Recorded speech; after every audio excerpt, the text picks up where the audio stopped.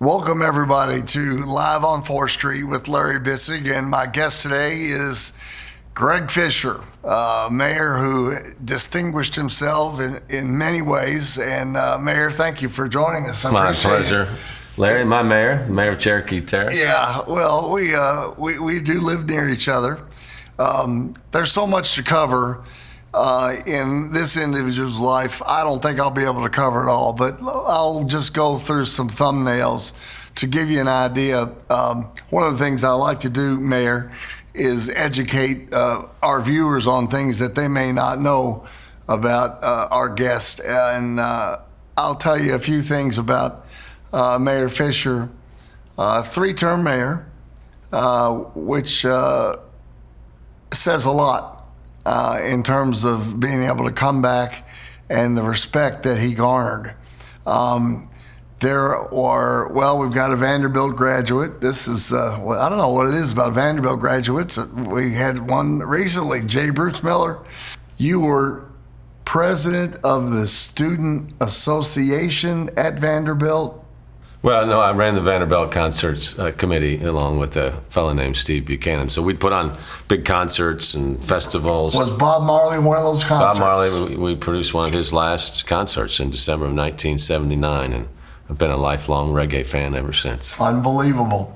The mayor is responsible, according to Wikipedia, for 80,000 jobs and 3,000 new businesses in his term alone.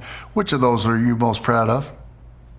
Well, they obviously go hand in hand, and what government should do is create a platform so it's easy for businesses to establish themselves and grow. You see too many politicians take credit for those type of things. Yeah. But we were coming out of the Great Recession when I took office. We didn't know that at the time. But being a business guy my whole life, an entrepreneur, we focused on economic development because we had to get people back to work and we had to have good paying jobs as well. That's one of the things we changed. We didn't incent wages and jobs unless they were going to move the overall wage structure up in the city and attack poverty. Now, on your own, before you got into public service, you started a company called Danton.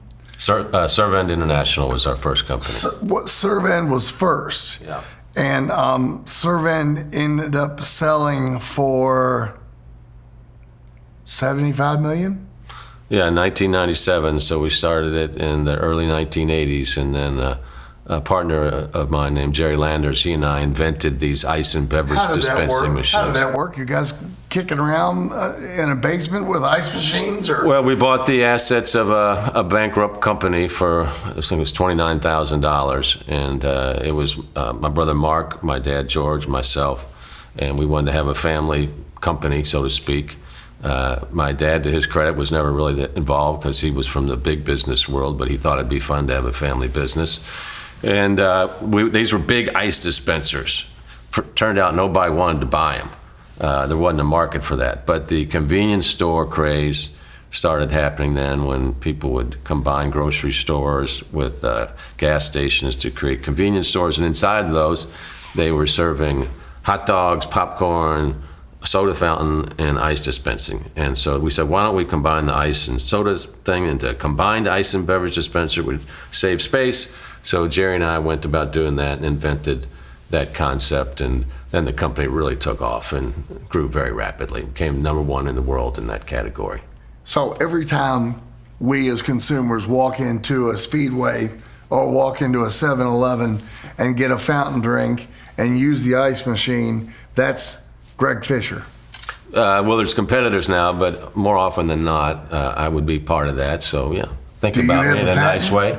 Yes, have a patent on that. Of course, it expires after 17 years, but we patented that whole technology and ended up being a really great company full of great people. There was a controversy over whether that was really yours or not.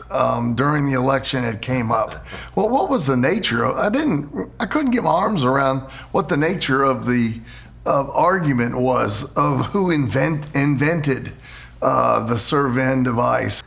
It was just somebody on social media that apparently didn't like me and all they had to do was go to the U.S. Patent Office and see my name on the patent along with Jerry Landers. But, it's just, think about that. That was like 15 years ago. And think about how much more extreme social media has gotten since then. So that was just kind of a gnat. So you make a killing off that.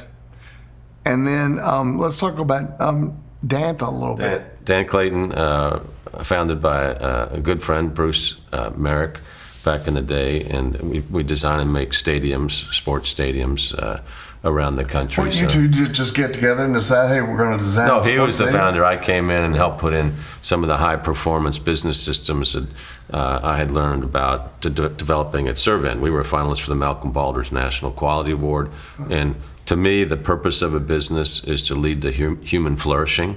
That's how I define compassion. And so I was known for being able to kind of get companies to perform at higher levels. So that's what we did at Dan Clayton as well, and that company continues to really flourish today. The new arena, did you want that downtown or on U of L campus? Downtown, because downtown needed a spark plug at that point in time. And so while being at U of L would have been easier for the students and all that, U of L made a significant contribution to downtown Louisville by putting it down here as well. And of course, I think it's worked out really great, and it's combined with what's going on in New Lou and the downtown business district. So ended up, in my view, to be a really great place and a great arena. Agreed. How do you feel about the way Tom Jurich was treated by the Board of Trustees? They have the information that, I don't have. Jurich obviously did a lot of good for Louisville and U of L, but he also, rankled a lot of feathers along the way. So you don't know how much those were done. And you can see that just past year or so when he was welcomed back to town, it was probably a good way to full circle that. How about President Ramsey? Did you engage with him much, and do you have any opinions regarding the way money was doled out during his administration? That was all wild to kind of be hearing and reading about all that. Jim was president when I started as mayor, and it was kind of like, what is really going on here? And of course, that lack of transparency leads to lots of questions, and ultimately was one of the things that led to him leading. But look, if you're leading a city, any kind of large institution, especially public institutions, the money there belongs to the people, so it needs to be transparent. And the foundation being separate from the university, people don't understand those type of intricacies. So you got to be out front with everything, and you got to be proud about what you did. And if you did the wrong thing, then that's inconsistent with the mission. Mayor, there were two events in your term that struck me as a lot of horse to handle. I'll start with the first one, COVID. Right when you're trying to get your feet going and really get running, COVID comes into the picture. How did you manage COVID internally in terms of how you led the community and how you led your team? Look, one thing I would always say is mayors are in the reality business, and you can't wish things away. I mean, this is what's happening, so here we've got a global pandemic. We saw it coming to Louisville, and so we were ready for it as much as you can be for a once-in-a-century pandemic, a very difficult situation. Now, the way we responded was like how we responded to most big problems or opportunities. So we put together a whole network of scientists, all of our leading hospitals, businesses led by Bill Altman, who did a tremendous job for us, a retired senior vice president from Kindred. So we could approach both the science and the public health aspects of it so we could mitigate the challenges into our city. And I'm proud to say, in terms of deaths per population, we outperformed the rest of the country in terms of keeping our citizens safe. That was very difficult because of all the deaths that came from that, but it was easier to handle than what happened then later in 2020, which of course was the death of Breonna Taylor. And I was just getting ready to let me cut you off and let's go to that. Where were you when you got word that there had been a death and a shooting at Miss Taylor's house? Yeah, so backing up, we had a police one of our strategies was to identify where crime was taking place, what the hot spots were. Were you part of that strategy development? That would have been by the police department. Yes, were you but involved in I that? certainly was aware of it. Yeah. And I mean, you're his boss, right? Any police department worth their salt is going to be plotting where crime takes place, who the main crime figures are, because the reality is in most cities, the amount of criminal activity is conducted by 0.1% of the people, so you know who they are. In this particular case led to 5 search warrants being executed about the same time, and one of them was on Breonna Taylor's apartment. That search warrant was later found out to be flawed. That was the problem of the whole situation. So it was a Friday, March the 13th, in my office, right as COVID was coming to town. And so my weekly meeting with the police chief at the end of the meeting, and the meeting was cut short because we were preparing for COVID, shutting down the city. He said, just want to let you know that last night we had a real tragedy. A woman was killed in her home during the execution of a search warrant. Briefing you? Yeah, I have a weekly standing public safety meeting with the chief. And I had a terrible feeling in my stomach about it because I said, what did the video show? Body camera video, because we were one of the first police departments in the country to put body cameras on our police officers. No, they didn't have them at all because they were from undercover narcotics team, which does not wear video. That has since been changed. And so that absence of video is a real problem, and of course led to all types of misinformation about what occurred that night.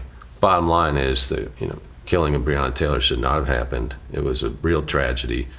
That, on top of George Floyd's killing in Minneapolis, led to a very active, protest-filled summer of 2020 for the entire country. Some 2,000 cities in the country went through protest. But we in Minneapolis were 2 of the primary spots. Seattle and Portland were as well, but they were for different reasons. In hindsight, did you handle it the way you want it handled? Well, when you go through a situation like that, there's never a perfect way to do it. I mean, it was a hell of a mess, Mayor. I mean, some feel like you weren't heavy-handed enough in terms of protecting property and personnel when all that exploded in many places here, including 4th Street. Yeah, it was tough. Did you feel? Did you do enough? The balance you go through on something like that is, number one, I would literally have meetings, Larry, where a group would come in and say, you need to defund the police immediately. The next group would come in and say, you need to go into the square, just beat the protesters, they'll go home and they won't ever come back. So we were going through a once every 50 years, civil rights protests in the country. It's going to be difficult to handle. And so that balance is really hard to achieve. Now, we obviously were focused on people's First Amendment rights and protection of people and property. How did we do? I think all in all, we got through it. The closest analog is Minneapolis. Minneapolis had $500 million in damage to their buildings and 500 buildings burned down. Here, not a single building was burned down. So I know it was difficult, especially for people in the central business district. But when you have people protesting once every 50 years, it's going to be disruptive. A lot of damage was done to the reputation of the downtown central business district as a result of those protests. In fact, I think there's still a little bit of a hangover right now in terms of people's willingness to go downtown because of some of their memories of the protests, the damage, etc. Did you have a feeling that you wanted to wash that out of people's mouths? And downtown was rolling. It felt like it had momentum. Now, this is me talking. It did have and then all of a sudden it went to hell. And well, what's interesting to me is that people were not coming downtown after that because people were staying home because of the pandemic. And so that's what led to the problem in downtowns where twofold. We would have people coming to work here during the day And when they quit coming to work because of the pandemic, then you see not as many people on the streets, et cetera. So that was the primary reason why downtowns, not just here, but all over America, are still struggling to come back. So this was not a unique situation to Louisville in terms of the work from home situation. So that's why I land more on, that's the challenge. That's the root cause of the challenge from downtown. Because when you look at the numbers, the GDP of the city and our tourism numbers bounce back quicker than all of our competitor cities. So I understand some people were discomforted by it, but when you look at the big picture, the numbers show that we rebounded quicker than anybody else. 3,000 businesses credited to your administration, 80,000 new jobs that we had not had before. Those, you take credit for those? Well, they happened on my administration. I think any politician that takes credit for job creation doesn't know much about job creation. You're a politician? We created an environment that made it easy for people to create jobs, build talent, find real estate, and I felt like we were a partner with companies when they came to town. Who disappointed you? I'm just curious, of those companies that were flirting with Louisville, were there some disappointments? Were there some people who were acting like they were players but ended up not being players? Did you have much of that, or no? Not really. I don't look at it that way. I mean, the challenge to medium-sized cities like Louisville, as you know, is America went through a stage where the local banks, the regional banks, were all bought up by the national banks. And what data shows you in terms of big companies that stay in medium-sized cities, it's usually because the entrepreneur, the founder, is from that city. Because you see this exodus out of small cities to medium-sized cities to larger cities. A lot of the multinational corporations want to be in cities where they're by an airport that's one flight away from any city in the world. And that's a problem for us. Our air service is not one flight away from London or Hong Kong or fill in the blank. How much time did you dedicate to air service specifically? You renamed the airport the Muhammad Ali Airport. You did you titled that. Certainly. Did you get your hands dirty much with the airport folks in terms of our flight? The mayor, situation? the mayor of Louisville, whomever that is an automatic member of the Airport Authority Board and also appoints the majority of the board members there. So we were always working on air service, and you can see it's expanded over the years. But at the end of the day, it's demand that drives the carriers to come to your city to provide the flights. And so that's either organic demand or toward the end of our administration, we started investing to say to American Airlines, for instance, we guarantee you a minimum of $2 million for you to bring direct flights to Boston, to Louisville. And so that's why you're seeing some of these direct flights that have come about. And I'm happy to say that we exceeded the numbers, so we never had to pay. So that money came from chamber, businesses, some city government, et cetera. Who should be in charge of bringing new business to the city? The chamber or the mayor's office? Yeah, and that's a age-old debate, and you see all different styles around the country. When I started, it was the chamber, and I kept asking them for their plan for the city, and because we were spending, I think it was close to $2.5 million with them, they never could produce a plan to me for economic development. Who was in charge of the chamber at that time? Joe Reagan.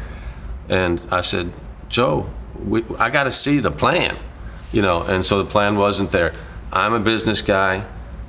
I had been involved with economic development in terms of governments trying to recruit my businesses, so I knew what businesses wanted. So what you decide? I'm going to usurp the chamber and go after these businesses myself. Well, not myself, but we created an economic development department called Louisville Forward. But they didn't like that. No, but 7 years in a row, we won Best Economic Development Agency in the country. And so we had great results, and that's why you see when we talk about 80,000 new jobs, 3,000 new businesses, because we talked the business of business. and we also moved at that speed as well. Businesses want to know, yes, sure, what the incentives are, but they're more interested in what talent development opportunities are available in the city. So we created our own talent development around technology. We work with JCPS, we worked with universities. So when a company came here, they could say, here's what our talent pipeline looks like. And they also wanted real estate development opportunities as well. Talk a little bit, would you, Mayor, about the Senate run. You came out of the gate going for a pretty polished brass ring. In other words, you ran for Senate first. That was your first effort in public service? Right, that was in 2008, so that was... that took a lot of guts, man, to go right into... Well, I've always liked to have a life where I maybe had go to the beat of a different drummer, but I like to do new things that help people and stretch yourself. And my theory in that race was, actually it started because we were sitting around the dinner table and I was complaining about something politically to our kids who at that time were younger teenagers, and they said, Dad, you always taught us that if you complain about something, you gotta do something about it. So our team had sold Serven some 8-9 years ago, so I was in a good position to do what I wanted to do. And I was always intrigued by government and how government could elevate the conditions for people to be more successful. And my theory was run for the U.S. Senate. I'm an outside business guy. People are looking for more of a centrist. That's my lane to play there. Was it awkward with Bruce Lunsford, knowing that you all had worked together, knowing that your father had worked with Bruce in the Brown administration? Did that create any awkwardness? Did you learn anything from Bruce? I won't call it awkwardness. Bruce put a lot of money into that race, and he won the primary with 51% of the vote. I had 35%, and then there were 6 other people that split the remaining 14 or 15. I didn't really know what I was getting into, frankly. Larry did talk to me about, but I'm a quick learner, and we ran a 5-month campaign all over the state. It's the only time I've lost something where people would come up and said, congratulations. And I'm like, what are you talking about? They said, nobody's ever run a 5-month campaign coming out of nowhere and got 35% of the vote. You should feel really great about that. I'm like, well, okay. But in retrospect, obviously, I'm glad I did that. I learned a lot about Washington, the good, the bad, and the ugly. But it set the platform then for me to run for mayor, which was probably a better match anyway because of my executive background. And a lot less travel in terms of campaigning.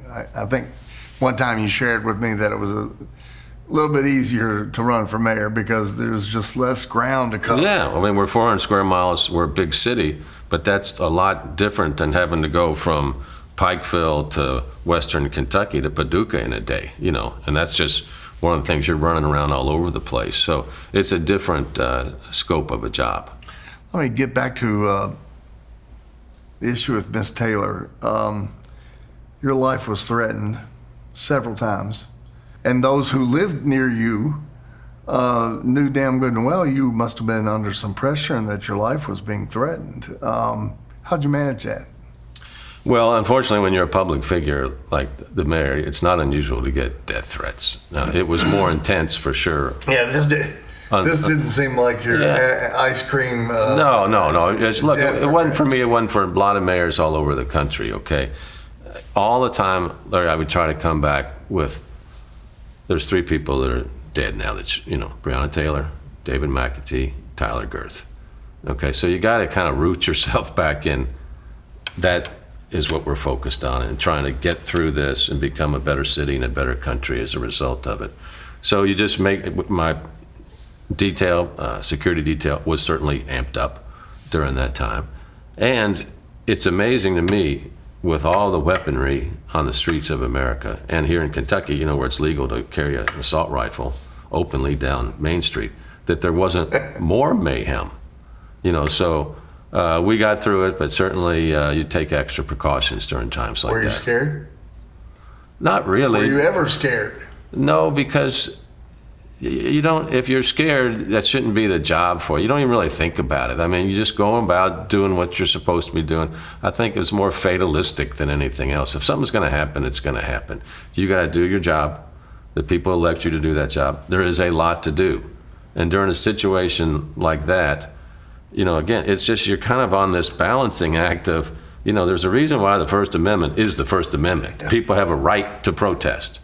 Now, in Louisville and a lot of places around the country, people kind of get upset about that. We need to remember that's how our country started, on protest. And so we're now going through our kind of role in that lineage of protest and forming who we are as America. But a lot of people, hid under their blankets and complained and said they were, put out of their normal routine. They were supposed to feel disrupted, because you had a large part of America saying the status quo was not working for us. I was very proud of the way you handled all of those issues, and it was a lot for one man to swallow. A couple of quick questions, and we'll let you move on to your tactics. What do you think of the president? President Trump? President Trump. The main thumbs job, up, thumbs down. The main job of a leader is to unify and build. And so the fracture that we have in our country is not the way you build greatness. Senator McConnell. Senator McConnell has got a very complicated biography now because of the Trump legacy. And he had several opportunities to stop the forward movement of Donald Trump, who I think history is going to regard not very well. But clearly he served 40, almost 50 years or so. So in terms of his commitment to public service, you've got to appreciate that. And there's lots of differences on what he executed, but he stepped up. Last question. What about your future in public service? Are you done with it? Or I mean, you're a young man. You've got plenty of dynamite in your box, and have you considered another run? Well, I am 68 years old today. Oh, happy birthday, son of a gun! Yeah. Good. So thank you for calling me a young man. I feel very young, but more than likely my public service days are finished.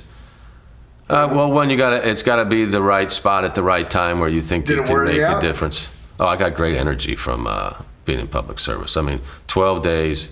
I mean, that's 3 terms. 3 terms. Yeah, no, and I'll be the only 3-term mayor of the consolidated government, because that's not there anymore. And it's a great honor when you're mayor. Anywhere you go, people come up to you, you chat with them, because they feel like you're their neighbor, because they see you all the time. And that's a beautiful thing, because that means you can go anywhere and chat with people. What's working, what's not working, how can we help out? We had a very grounds floor government where we were trying to serve people in any and all ways we can, from a complaint about this all the way to recruiting the biggest companies in the world. It's a job that you can impact so many things. And I ran for mayor because I wanted to see if a city could be a platform for human potential to flourish. And that's why compassion was one of the values. It was all that over drives your campaign. Well, because think about this, Larry.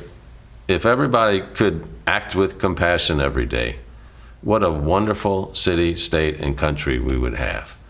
Understanding we have differences, but we're all born with compassion and kindness and love. So let's start with that. Everything else is secondary. And I don't ever want to think that's naive to do that. I think that's a role of leaders, is to get more out of people than they know that they have in themselves. So this part of my life right now, I'm kind of focusing on compassion, trying to scale that around the world in many different ways. And we'll see how that all works out. I'd like to see you make another run, Mayor. Thank you. You did Louisville right. And this is Larry Bisig with Mayor Fischer. You're watching Live on 4th Street with Larry Bisig. And thank you, Mayor, for coming down and being a part of this. And tune in and please share and let people know what Mayor Fischer was all about. And you certainly did a lot for Louisville. Thank you, Mayor. Well, I appreciate it. And thanks for all your great service over the years to the city of Louisville. It's my pleasure. Thank you, sir.